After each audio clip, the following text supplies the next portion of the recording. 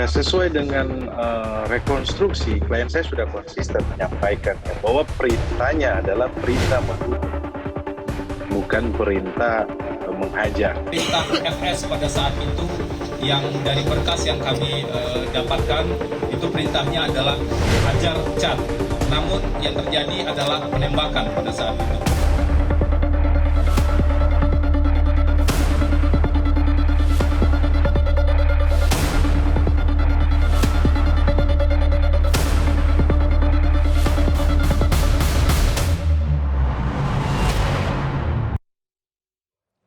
Pemirsa, 4 hari jelang sidang digelar, tersangka kasus pembunuhan Brigadir Yosua, Ferdi Sambo, mendadak memberikan keterangan baru. Mantan Kadif Propam Polri itu mengklaim tidak pernah memerintahkan Richard Eliezer untuk membunuh. Namun perintah kepada Eliezer adalah untuk menghajar Yosua. Manuver terbaru dari Ferdi Sambo itu memantik tanya karena tidak sesuai dengan keterangan sebelumnya dan juga tidak sesuai dengan proses rekonstruksi.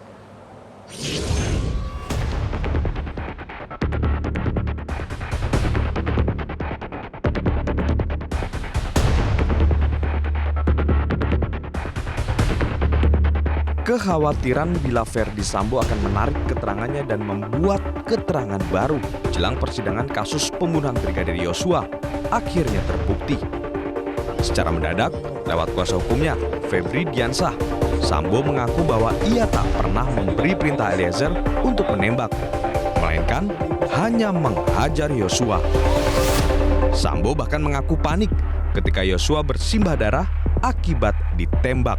FS melakukan klarifikasi terhadap J tentang kejadian di Magelang dan memang ada perintah FS pada saat itu yang dari berkas yang kami dapatkan itu perintahnya adalah hajar cat. Namun yang terjadi adalah penembakan pada saat itu.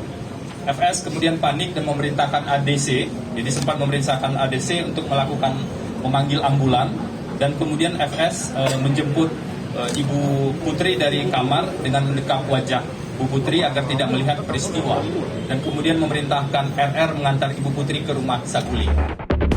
Sontak, siasat baru Sambo itu seolah mengubah dengan apa yang terjadi saat rekonstruksi.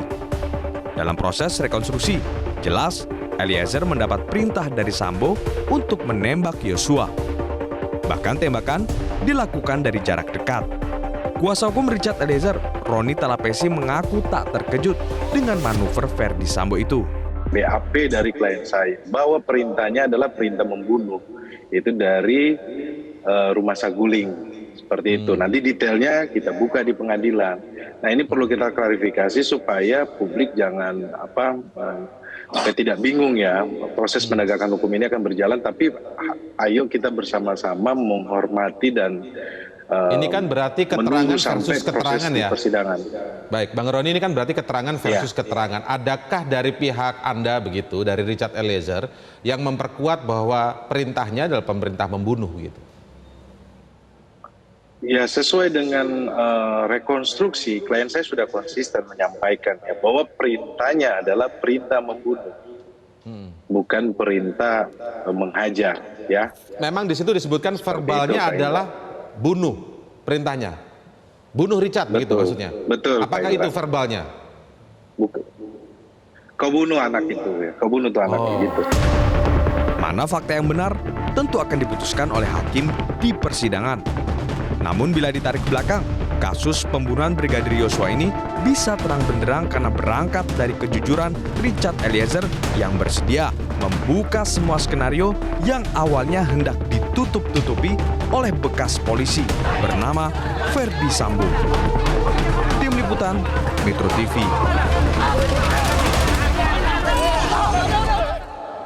Kuasa hukum Ferdi Sambo, Febri Diansah, juga memaparkan bahwa dalam kondisi Ferdi Sambo yang penuh emosional dan menangis karena mendengar laporan istrinya, Putri Chandrawati, telah menjadi korban kekerasan seksual, anehnya Sambo justru berniat hendak bermain badminton. Keterangan itu kontras dengan rekonstruksi versi animasi yang pernah dirilis oleh Polri bahwa Ferdi Sambo langsung pergi ke rumah Duren 3 untuk menghabisi Yosua. Kamar RR dan RE melihat FS dalam kondisi yang sangat emosional dan bahkan menangis pada saat itu. Kemudian FS bersiap menuju lokasi tempat main badminton. Jadi awalnya rencana FS adalah dari rumah Saguling adalah pergi main badminton. Namun kemudian ada lokasi yang ketiga yaitu di rumah Duren 3. Ibu Putri melakukan isolasi di kamar. Kemudian FS secara terpisah, secara tiba-tiba menyuruh supir untuk mundur sesaat setelah melewati rumah Duren 3. Jadi pada saat itu niat FS dari rumah di Saguling adalah pergi badminton. Namun ketika FS melihat lewat di depan rumah Duren 3 sampai lewat beberapa meter jaraknya, ia kemudian memerintahkan supir untuk berhenti meskipun tidak ada rencana pada saat itu ke rumah Duren 3. Apa yang disampaikan Febri Diansyah sangat berbeda dengan peristiwa versi polisi. Dari rekonstruksi versi animasi yang dibuat polisi, terlihat jelas Sambo berniat membunuh Yosua. Bahkan Sambo saat itu sudah menggunakan sarung tangan berwarna hitam dan memerintahkan Eliezer untuk menembak Yosua.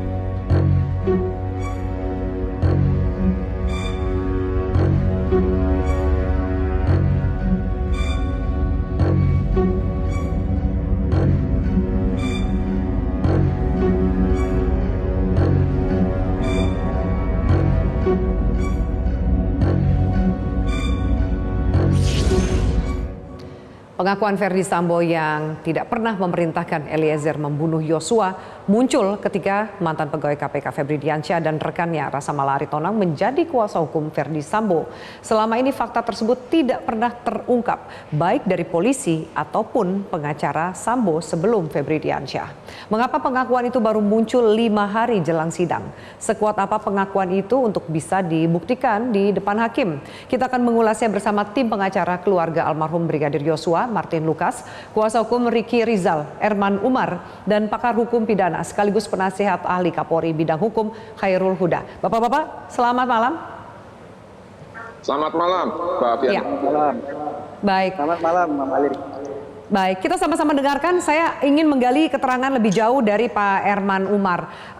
Sebelum Eliezer mengeksekusi Yosua, Ricky sempat mendapat perintah dari Sambo, namun ditolak. Perintahnya menghajar atau menembak? Ya, pada saat pertemuan dia dipanggil sampai di Saguling itu melalui HT, saudara RR. Sampai di atas di lantai 3, Sambo bertanya, apakah kamu mengetahui kejadian di Magelang? Saya tidak tahu, Pak. Jawab si RR.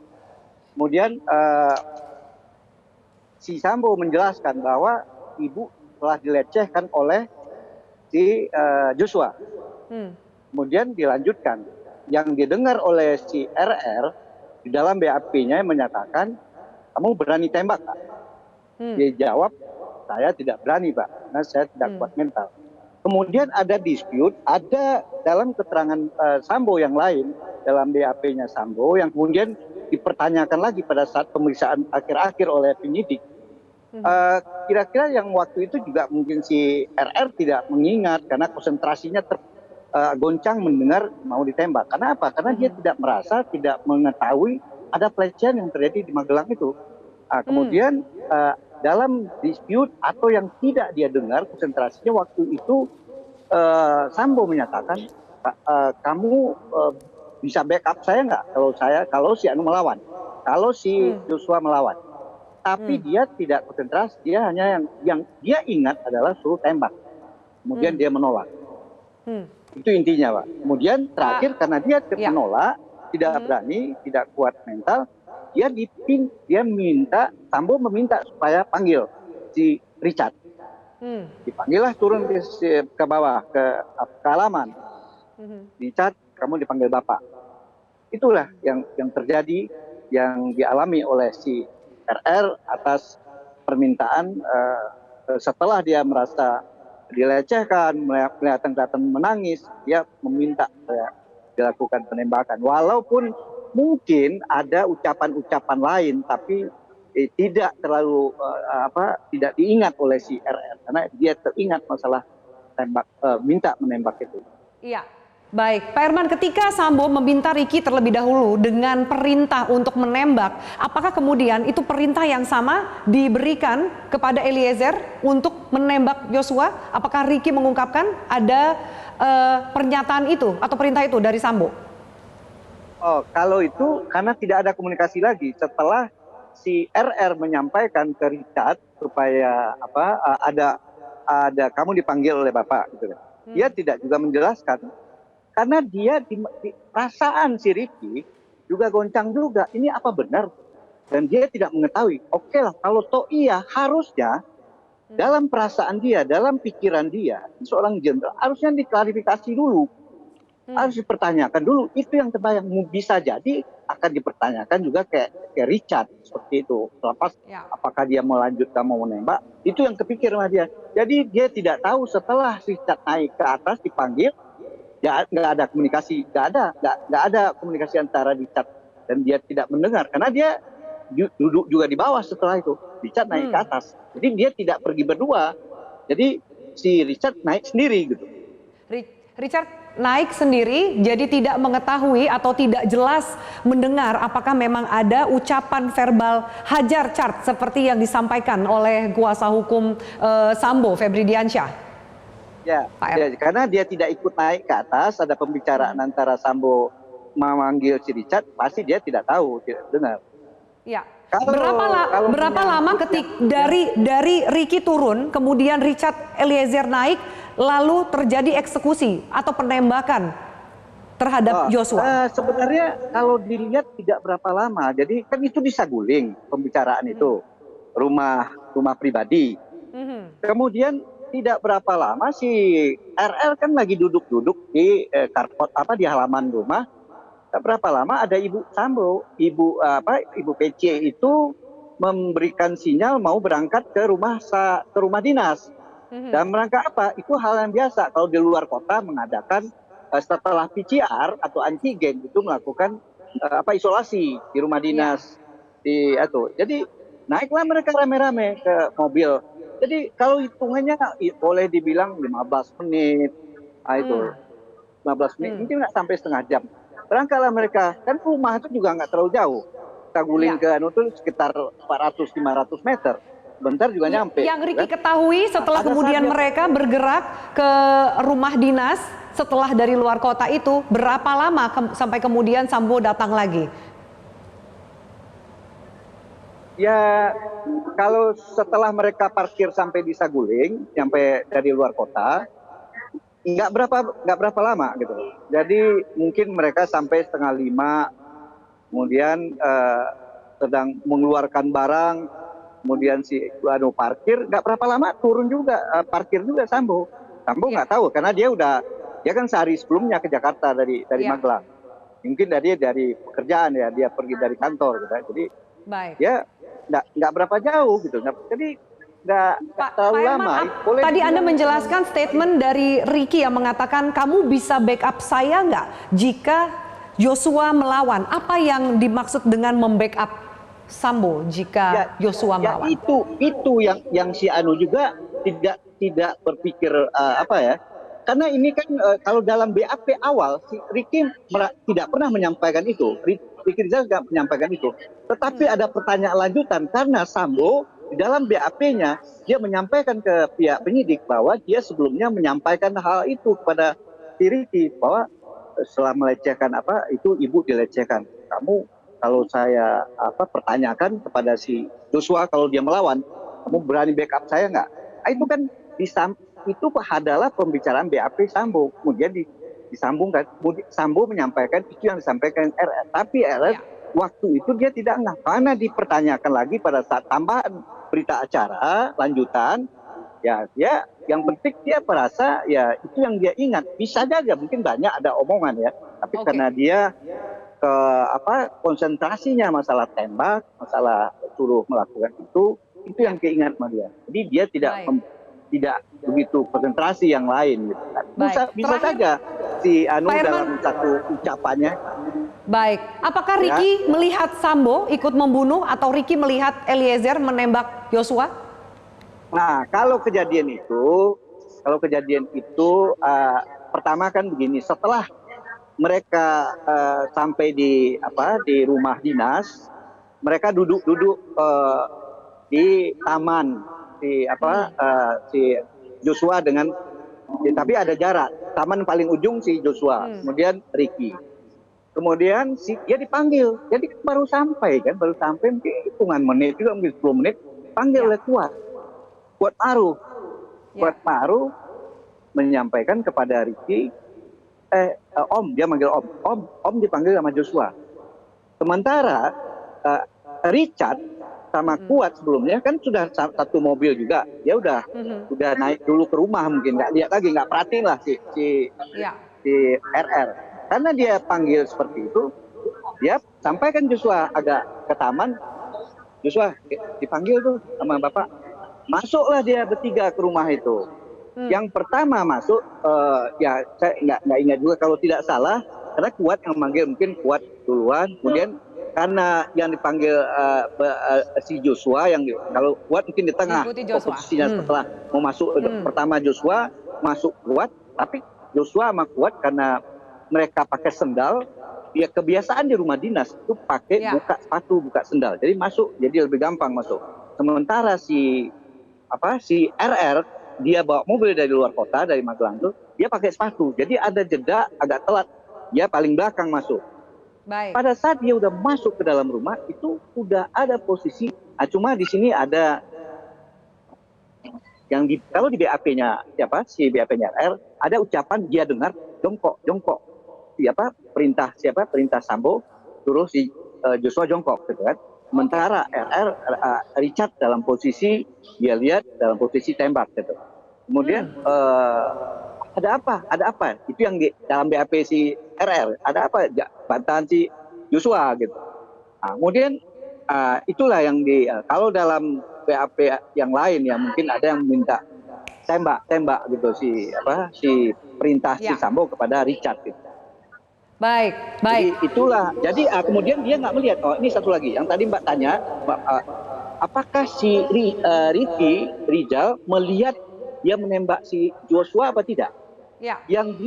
Jadi ada jeda juga kejadiannya begini. Pada saat dia kan dia di belakang di posisi. Pak Herman langsung saja.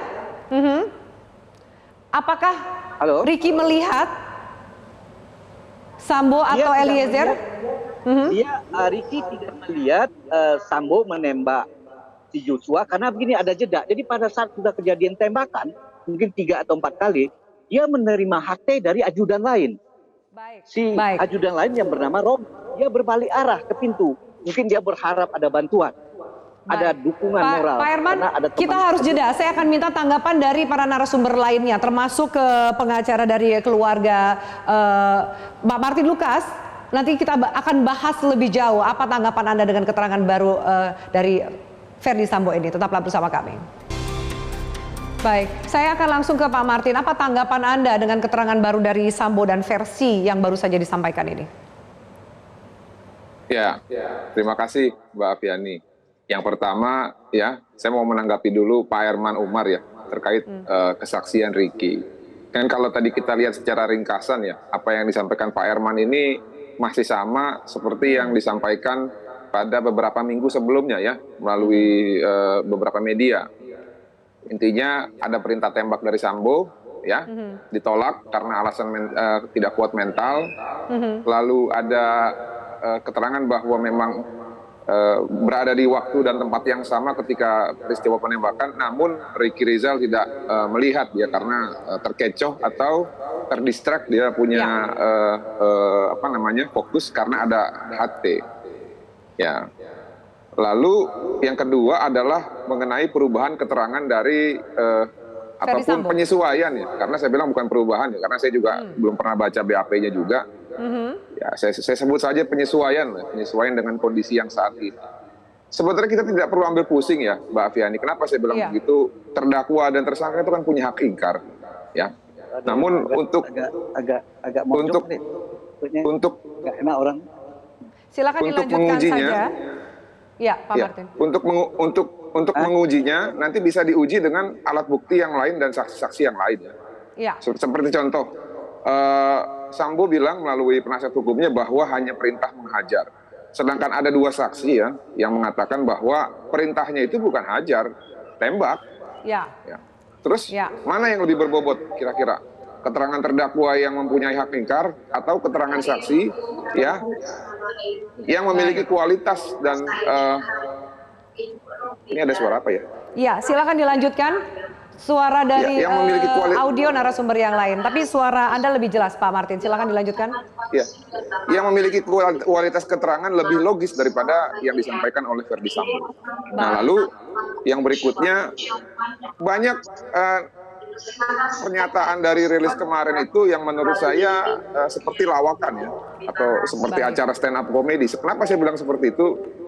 Bayangin ya, kita disuruh percaya orang yang sedang terguncang jiwanya, sedang marah gitu ya, lalu sedang katanya juga sedih, campur aduk kayak permainan nano-nano, itu masih punya pikiran untuk bermain badminton. Iya, bermain badminton, betul. Nah, orang macam apa itu? Apakah dia punya ini ya, punya permasalahan dengan mental atau bagaimana? Kalau orang lagi sedih ya nggak mungkin lah berpikiran mau bermain olahraga, nggak ada itu. Pak Martin, yang berikutnya, bahwa katanya, dua hal soal bermain badminton, kemudian perintah yang berubah, bukan tembak tapi hajar. Saya akan tanyakan juga ke Pak Hairul, Pak, bahwa apakah Anda melihat saya lanjutin dulu sedikit lagi. Silakan. Ini belum selesai. Ya. Lalu katanya mau main badminton, tapi yang dibawa itu tembakan, ya. Dan juga sarung tangan. Makanya saya bilang, harusnya orang kalau mau main badminton itu bawa kok dan raket, bukan bawa tembakan dan sarung tangan. Makanya saya bilang, ini hanya seperti lawak-lawak saja, tidak perlu kita tanggapi lah. Nanti biar dibuktikan di persidangan saja. Yang penting Pak Herman Umar, Pak Roni Talapesi bisa konsisten membimbing keterangan para kliennya di persidangan nanti agar jangan berubah.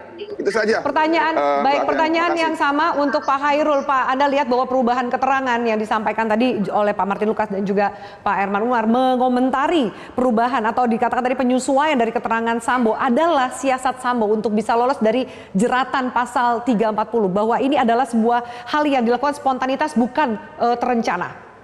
Pak Hairul. Ya, ini kan suara tersangka ya. Jadi tersangka ya boleh ngomong apa aja suka-suka dia kan begitu. Nah, begitu juga kliennya Pak Herman Umar juga tersangka juga. Juga kliennya Pak Roni juga tersangka juga. Jadi silakan aja lah bicara masing-masing menurut versinya kan begitu. Jadi sebenarnya tidak ada hal yang harus dikhawatirkan karena konstruksi peristiwanya sudah terbentuk. Pertama itu. Yang kedua adalah kan yang harus dinilai bukan sekedar apa yang diucapkan pada waktu sesaat sebelum penembakan, katakanlah begitu. Dari informasi yang beredar kan juga tadi dibicarakan oleh Pak Herman Umar, sebelumnya ada katakanlah semacam briefing atau pertemuan di Saguling. Nah itu kan satu kesatuannya juga tidak bisa dipenggal-penggal begitu saja katakanlah. Jadi bagi saya ini bukan hal yang perlu terlalu diperhatikan, karena yang perlu diperhatikan sebenarnya sekarang Mbak Afi adalah soal konstruksi dakwaan. Ya, jadi kalau tersangka ini mau ngomong apa aja terserah aja lah. Bebas. Konstruksi dakwaan ini yang perlu kita diskusikan ke depannya adalah terutama konstruksi berkenaan dengan pasal 55. Siapa pelaku utama, siapa yang ikut serta, atau siapa yang menyuruh. Ini akan sangat penting di dalam pembuktian perkara ini di pengadilan nanti. Jadi sebenarnya diskusi kita ini setback ke belakang. Harusnya kalau mau kita diskusikan pada persoalan-persoalan yang akan dihadapi hari Senin besok, yaitu soal konstruksi dakwaan. Mungkinkah Pak Hairul bahwa ini adalah siasat Sambo untuk bisa mencari selamat, minimal mengurangi peran dia dalam pembunuhan Brigadir Yosua, mencoba mengoper kesalahan itu kepada pihak yang lain? Boleh-boleh saja. Saya kira itu hak dari setiap tersangka dan juga nanti terdakwa ya. Dia boleh saja mengumumkan apapun dari versi dia mengenai perkara itu. Toh pembuktian tidak bertumpu pada keterangan dia. Pembuktian kan bertumpu pada alat-alat bukti yang lain. Soal berhubungan dengan keterangan ahli, dihubungkan dengan sebab kematian, dihubungkan dengan CCTV, dihubungkan dengan pembicaraan-pembicaraan yang lain terkait dengan peristiwa tersebut. Itu lebih penting untuk bisa membuktikan apa yang terjadi daripada kemudian berpegang pada keterangan tersangka atau terdakwa. Karena seperti Pak Martin tadi katakan, tersangka terdakwa itu punya hak ingkar. Dia boleh ngomong apa aja menurut versi dia kasus itu, yang paling pasti kita membuktikannya dengan alat-alat bukti yang ada. Dalam hal ini saya masih yakin dengan alat-alat bukti yang ada, hasil otopsi, bahkan ada otopsi ulang, CCTV, keterangan ahli yang lain, juga saksi-saksi yang lain, menurut saya masih cukup kuat untuk membuktikan perkara ini. Sehingga lebih relevan kalau kita mempersoalkan sebenarnya siapa yang pelaku utama nih, siapa yang kemudian turut serta. Itu bagi saya menarik. Berarti kalau tadi Pak Hairul, statement Anda yang Anda katakan Anda masih melihat ada alat bukti keterangan saksi termasuk otopsi lain, bahwa statement dari Sambo atau perubahan keterangan dari Sambo itu tidak terlalu kuat jika ternyata tidak disokong dengan alat buktinya. Ya, saya juga sebenarnya bertanya-tanya apa maksudnya Pak Febri mengemukakan itu sekarang. Kemarin ngapain aja gitu loh. Jadi sebenarnya itu hal yang bisa bermanfaat kalau penyidikan belum selesai dilakukan. Ini penyidikan sudah selesai, sudah tahap 2, lalu baru bicarakan hal itu. Jadi ini hanya untuk konsumsi media, bukan untuk konsumsi hukum. Dan menurut saya juga bukan untuk konsumsi bukan untuk kepentingan Pak Sambo. Ini untuk kepentingan dari pengacaranya. Karena pengacara baru sehingga perlu unjuk gigi, maka kemudian muncul di televisi menceritakan sesuatu hal yang sebenarnya kita sudah tahu semua. Kalau Pak Martin bilang katakan belum membaca BAP, saya hajar cat itu saya sudah baca pada waktu dia diperiksa di Propam. Memang keterangannya begitu, gitu loh. Tidak pernah berubah sebenarnya keterangannya. Hajar cat itu sebagai sebuah cara untuk kemudian melihat kasus itu dari versi dia, kan silakan saja. Saya kira begitu ya. Baik, bahwa keterangan itu sudah disampaikan oleh Sambo di BAP. Baik, saya akan ke Pak Erman kembali. Menurut Anda, Pak Erman, pengakuan Sambo ini akan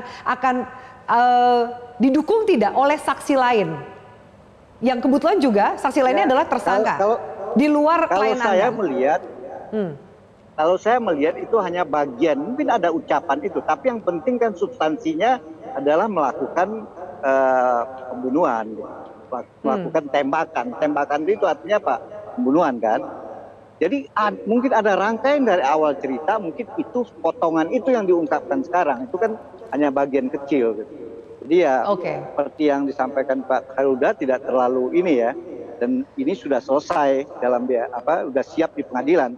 Silahkan aja di pengadilan lah yang lebih bagus diungkapkan. Kalau memang itu merupakan sesuatu dianggap yang paling tepat oleh pihak pengacara atau timnya Pak Sambo gitu. Baik, terakhir Pak Martin, Anda mau menambahkan, kita masih menghitung hari sampai persidangan bahwa bisa saja masih akan ada manuver-manuver atau cerita-cerita lain yang akan dilakukan. Apa yang harus diantisipasi terutama kepada pihak dari keluarga Brigadir Yosua? Iya, saya bukan dalam rangka ingin mengomentari cara penanganan perkara dari para terdakwa ya atau tersangka.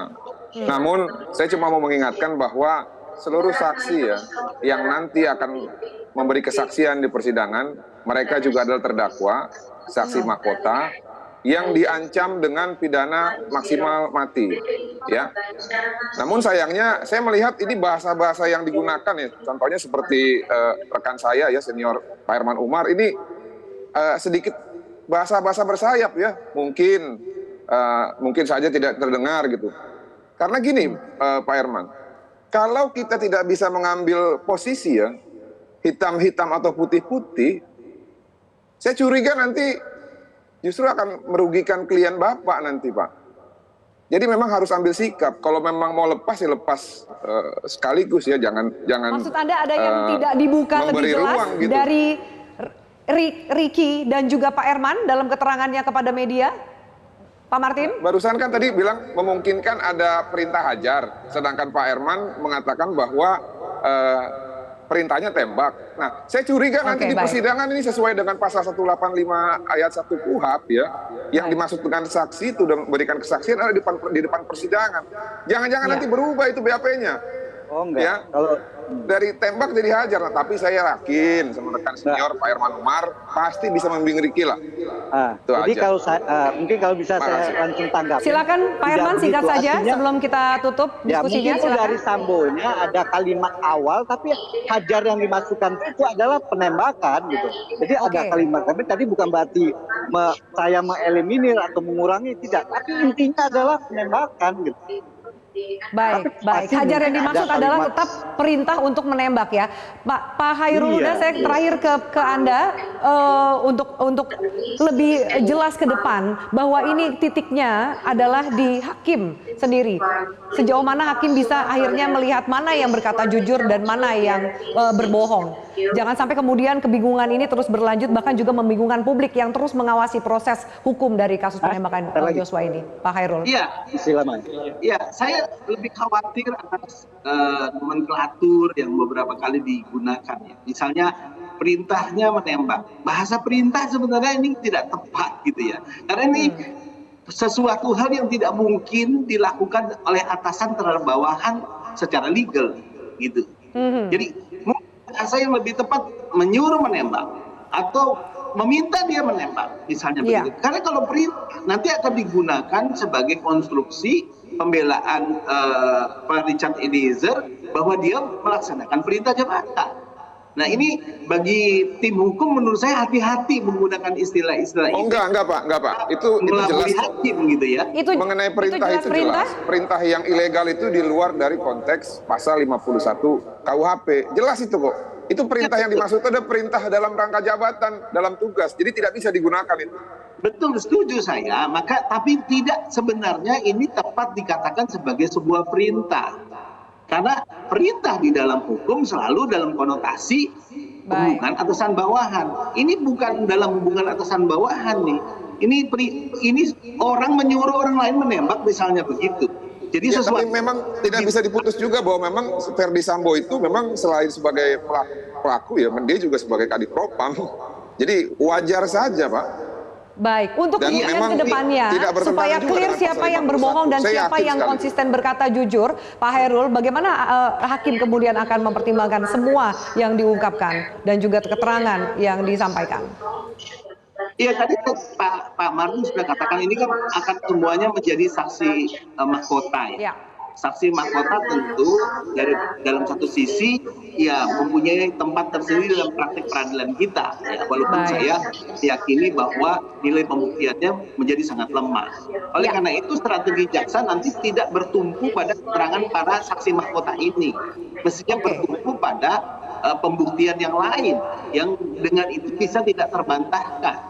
Karena sekali lagi para terdakwa nanti di pengadilan yang sekarang katakanlah masih tersangka, ini bebas-bebas saja mau membicarakan apapun dari versi dia gitu. Nah, yang tadi saya maksud adalah kita jangan sampai terkonstruksi pada apa yang diinginkan dari beberapa pihak. Oke, salah satu pihak. Baik. Kalau konstruksinya Richard Eliezer kan dia ingin sekali mengatakan bahwa saya ini diperintah, saya dilindungi semua tersangka memiliki versi masing-masing yang akan nanti kita lihat bagaimana puzzle-puzzle ini akan menyatu, disesuaikan juga dengan barang bukti yang didapat. Terima kasih banyak Pak Martin Lukas, Pak Hairul Huda dan juga Pak Herman Umar untuk diskusi kita pada malam hari ini di Prime Time News.